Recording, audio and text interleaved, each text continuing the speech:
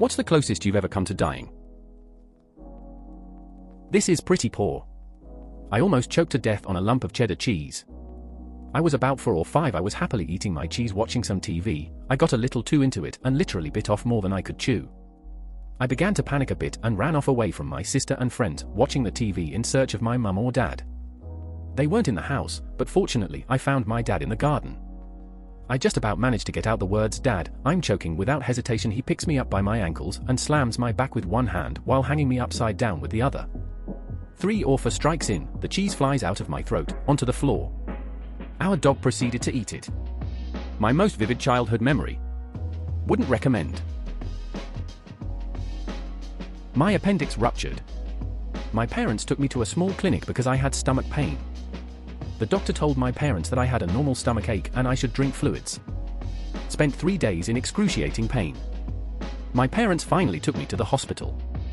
Diagnosed with a ruptured appendix, and I was in surgery within the hour. Doctor said I could have died if my parents waited 1 more day. I was walking down the sidewalk listening to music. I hit a red light at the intersection, 3 lanes, so I pushed the walk button. The walk light lit, I started to cross. There were vehicles stopped in the far 2 lanes, but the first lane was empty.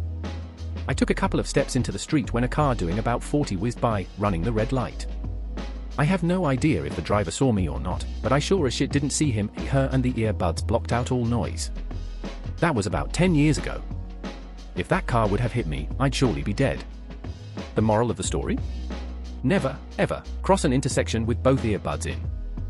Oh, and look both ways, because reasons. Had tumors in my spine, cutting off all of my nerves. Woke up and couldn't move anymore. Had trouble convincing my parents I wasn't joking, but was then rushed to the hospital. Pretty close call. A few hours later, and I would have been dead. In high school, I was fighting with one of my friends. Out of rage, he took a pair of scissors and stabbed me in the chest with it. Amazingly, it hit the button of the shirt I was wearing instead of my chest. The button broke in half and a red spot remained on that area for a few days. Scary to think that if it didn't actually hit the button, what would have happened. When I was about 10, I was swimming, having a grand old time, when suddenly I feel a hand come crashing down on my back and I get pushed under the water. I start to drown, grasping for air or anything to hold on to. This happened so fast, but it felt like forever. I finally took a couple good gulps of water, and I remember looking down into the dark abyss of water through my goggles. I remember being limp and slowly floating down to what I thought would be my ultimate demise. Luckily, my uncle saw and came and got me to shore moments later. Turns out some kid started to drown beside me and accidentally took me down while he was at it. He's okay too. When I got on shore, a lot of water was coughed up. Edit, good gulps, not good goods. I had my bicycle's handlebar puncture my intestines when I was 5. Just a normal bike crash, but my handlebar grips were worn off from ghost riding my whip. I was projectile vomiting blood everywhere and had to have emergency surgery. I was in the hospital for a month. The one good part was the sweet ALF poster I got from an aunt to make me feel better. I was really sick. I'd had the flu for the week and was on a lot of over-the-counter medication. Finally, my boyfriend decided that it was too bad and took me to hospital, where they gave me antibiotics. I came home, took the antibiotics and went into anaphylactic shock. So we rushed back to hospital. I was given antihistamines, which sorted it out. I've been hit by a car 3 separate times. The last one fucked up my right leg and that side of my hip. I'm doing good now though. But the scariness of it didn't set in until like 30 minutes afterwards, when I was having a temporary cast put on. I was 6 years old and I vomited. There was no apparent reason. I didn't feel sick, I had appetite. But I vomited. Every damn meal. The doctors didn't know what to do. One evening, after a particularly bad day, my parents drove me to my pediatrician, to his private home. They were desperate. He took one look at me and had me rushed to the hospital. 1 day longer and I had starved despite full plates. Some construction workers tied a thin wire-like rope on a tree near my college parking lot in trance, probably to measure the field where construction was going on nearby. The rope was invisible and some douchebag stretched it. I was entering the parking lot on my motorbike and it slashed my neck. Thankfully, as it was the entrance, my speed was low. Had I been riding fast, it could have cut me badly. I was late for class, so I scolded those idiots who stared at me like dumb fucks and proceeded to remove the wire. Later, when I went to the toilet, I found that I had a red bumpy scar on my neck and realized I could have died. I almost committed suicide a year ago, in college. After it took all my effort not to do it, I told my counselor and was then thrown into a mental facility against my will for 10 days. IMO, the doctors weren't the best. Guilt me into breaking down so they could keep me longer. What would your parents do? You know there'd be a big mess. You'd have to have a closed casket. Do you want to rob your family of seeing their son? It was bad. In hindsight, I understand that had my best interests in mind, but I don't think being cooped up in a whitewashed clinic with limited communication outside, with people screaming at ghosts in the middle of the night, is the best environment. I just got off the antidepressants they put me on with the help of my doctor. I'm still getting better. I almost went into hemorrhagic shock. I had a stomach ulcer from margarine on an empty stomach. I thought I was just getting out of shape. One day, I couldn't carry my lunch tray and decided to go to the clinic. They laid me down and told me to sit up. That was difficult. Then they told me to stand up, and I couldn't. They told me I had lost a lot of blood. I get to the hospital, I get 3 blood transfusions. All better. Over this past summer, I had a bonfire. I first tried lighting it with kindling, tinder, and logs, but it wasn't catching. I then resorted to using one of those fire starter blocks. That didn't work either. It's about 30 minutes after everyone arrived and we can't get the fire started. I go to my garage, get a thing of gasoline, and douse the pit. I ask my friend to light it for me. He does, but way too early. Like gasoline still pouring out of the cannoli. There's a video somewhere of this happening, and you can clearly see the fire travel up the stream and into the can. It didn't explode or anything. Oh yeah, it still didn't light. We ended up starting the fire with a Doritos chip. On top of everything, I'm an Eagle Scout. When I was a kid at summer camp, there was a kid who held my head underwater for much longer than would be considered acceptable. Eventually, the other kid got bored or something and finally let me come back up. I once almost drowned in one of those rapids. Happy smiley, carrot I carrot don't carrot actually carrot no carrot what carrot there carrot called carrot in carrot English, at pools because a friend had a panic attack and clung to me causing me to go under and basically have a panic attack myself. Luckily the rapids had calmed areas with a low current which gave time enough to steady myself and find the border. Not as life-threatening as others, but it was really scary at the time.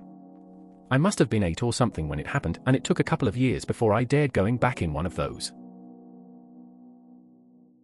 I was sick, having to take medicine every 8 hours. This meant waking in the middle of the night to take it.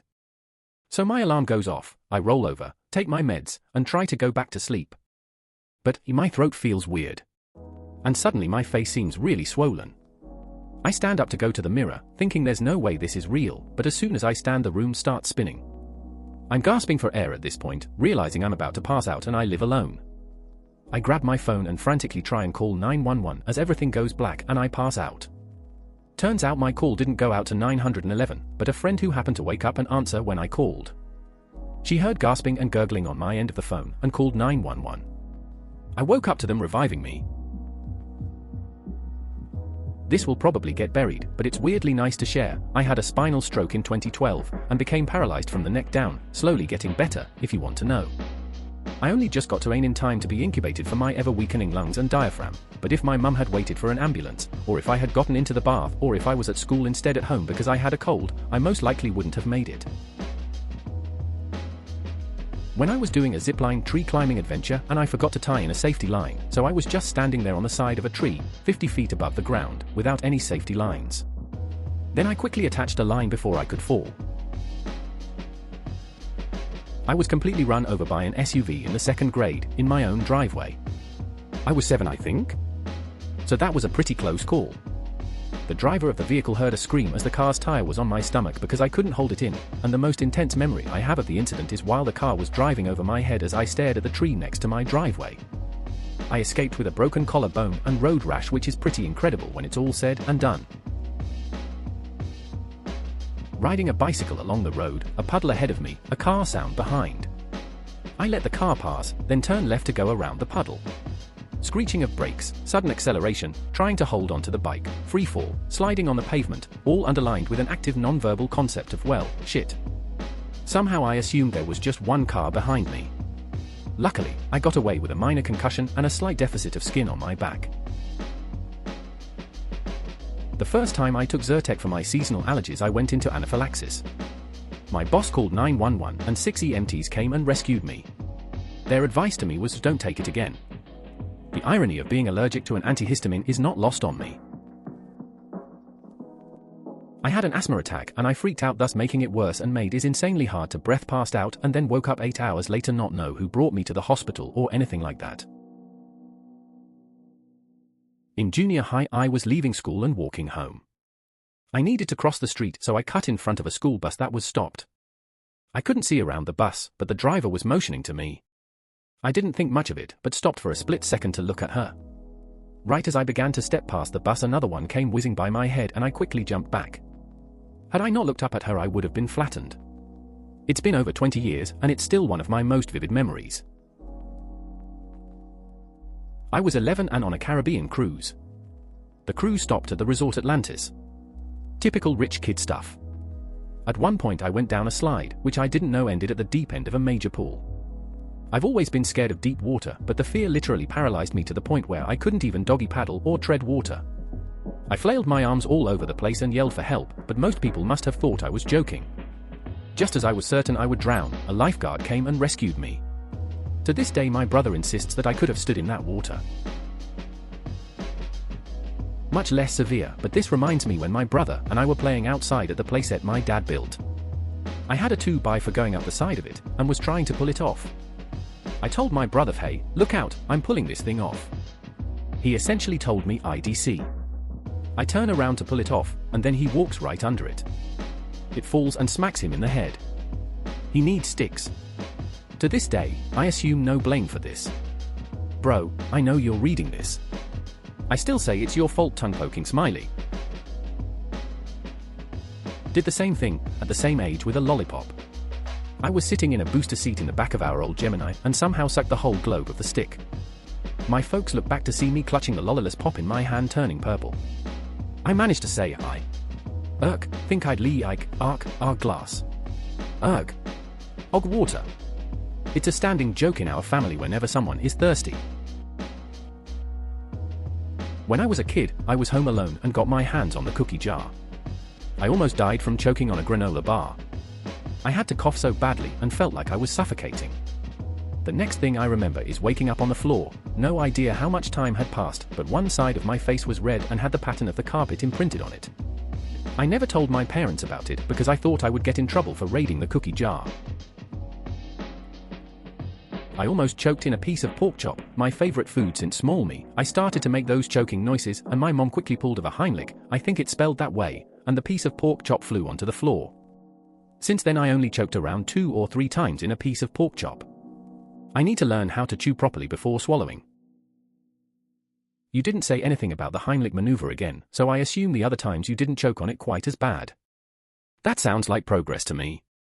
Keep practicing, and you'll be an expert at chewing pork properly.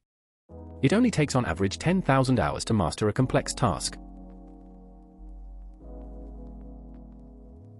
I was in a similar situation, and I tried to end myself. At the hospital in the mental health lockdown wing, this lady told me something I will always remember.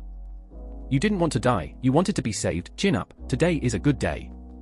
Glad we're both here to share it. It's interesting that the light bulb exploded. I think that was amazing timing, considering it helped you snap out of it. Happenings like that give me the chills, I hope it only gets better from here. Same thing happened to me at Kaiser Permanent. I went to the doctor complaining of internal pain, even suggested it was my appendix. The doctor took x-rays, then wrote it off as a kidney stones. When he was explaining how it could not be my appendix, he asked me to get off the exam table and jump up and down a few times, which I did painfully. His response, if anything was wrong with your appendix you would be in too much pain to do that. After 2 more days the pain was so bad I could hardly walk, so I scheduled a follow-up with another doctor and got a CT scan the next day. Literally hours after that the new doctor called me in a panic to schedule immediate surgery to remove my appendix that night.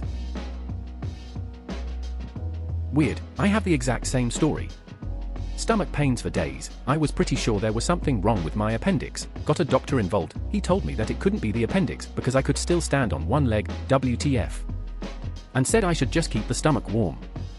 When I finally went to the hospital a few days later, I was told that I had less than 12 hours to live and that the warmth only made the problem worse. I had my appendix removed in Cuba when I was 12. My parents just wanted to get home, so we got on the plane. We just thought it was a stomach ache, and if not for the stewardess who said we should get checked by the airport doctor, I would have died. It would have ruptured over Florida, and we wouldn't have been able to land in time. It was acute perforated appendicitis. Happened to my friend. We lived in a 4-man apartment together in college. One night at 2 a.m., he knocks on my door asking to be driven to the hospital. I rush into the closest hospital. They end up not taking him in for like 90 minutes. I had to plead with the front desk that my friend was outside puking his brains out for them to admit him. His appendix ended up rupturing mid-surgery. Scary shit. That seems to happen more often than it should. All it takes is applying some pressure to one spot on the person's stomach to figure out if it is an issue with the appendix. Happened to me when I was little, though my process wasn't quite as quick in regards to the removal. Rebound pain. If you press the area where your appendix is and it hurts more when you release the pressure, go to the ER ASAP. I had to upvote all the appendix stories. Same story here in the 6th grade, told me it was stomach flu and I would be better in 3 days. Didn't realize it, but 3 days later it burst. I went into shock. On the way to the hospital, I remember every bump we hit hurt like crazy. 20 minutes after being at the ER, I was into surgery. Got a massive infection and took 3 more surgeries over 3 months to vacuum out all the abscesses that were left. They went in through the belly button twice and through the colon once to drain them. Doctor multiple times said I was moments away from crashing from septic shock on the first one, and the infections nearly got me 3 more times after. Lost from 190 pounds to 140 pounds while in the hospital. Don't recommend this diet plan. Looking both ways doesn't always help. I'm super cautious about crossing roads just as a rule. Always look both ways, wait until I'm sure cars are stopping to walk, etc. One night walking back from campus, I crossed the usual 3-way intersection with a light in my favor. It's completely empty. And then I catch movement in the corner of my eye. Black convertible, must have been a stick in neutral because it was making no noise and the intersection was at the bottom of the hill, coming straight at me against a red light with no sign of slowing down. I took a step back and almost got hit anyways. I sat there stunned for a moment. In an illustration of how I think, I wasn't thinking, wow, I almost died. I was thinking, wow, that guy almost had his night ruined. A family friend of mine hit a deer on his motorcycle, and it was a total tragedy. His wife died in the accident and he went into a coma and missed her funeral. For a while he wasn't able to form new memories, and his kids had to break the news to him about his wife every day. So sorry for your loss, that must have been a pretty terrible experience. I thought it was so funny how your little 4-year-old mind was just like, car crashed. Now where did I put those gummy worms? It was survival mode. I thought that people in emergencies had to eat so they wouldn't starve, so that topped my priority list. Plus, gummies. Dough. My girlfriend had the same operation because a doctor said it might be a good idea and it's quick and painless. End up rushing her to hospital 3 times because blood started flowing out of the scar in her throat. Last time she needed a blood transplant due to losing so much. So yeah, wouldn't recommend unless you really need it. I kept saying to myself, you can't die in front of Sarah, one of my lifelong friends who was running down the bank after me, screaming for help. I would have scarred her for life if I had died. That's what I fear in death. Not the pain, not the fear or the passing, but my friends' memories of it, and the shock in their lives. Lots of babies are born looking blue dead. Both mine were. My second kid even had a genuine code blue 2 minutes after being born. Was all pretty routine for the maternity ward folks though. Still, I'm pretty confident that 100 or so years ago, neither would have made it. Hooray for modern medicine. My son hit a motorcyclist going 75 miles per hour. The motorcycle driver was wearing a shirt and jeans and no helmet. The motorcyclist stopped right in front of my son's car on interstate when a gust of wind caught him and there was nothing my son could do to avoid it. When we got to the scene, my son was having a full panic attack. First time I had ever seen someone in that state. Believe it or not, the motorcyclist was released from the hospital before we were. Crazy shit. It always kind of interests me to hear about people cramping up badly while swimming. I had a similar experience, but in a friend's pool, so I got out easily. But I also had a really bad cramp at a lake near my home, and because I had experience swimming with a cramp, I just laid on my back and used my arms to swim to shore. It took me like 10 minutes to cover like 40 yards, but I got there. It's not really the cramp that almost killed you, it was the panic, and that's the scary party. Please consider subscribing if you enjoyed. Love.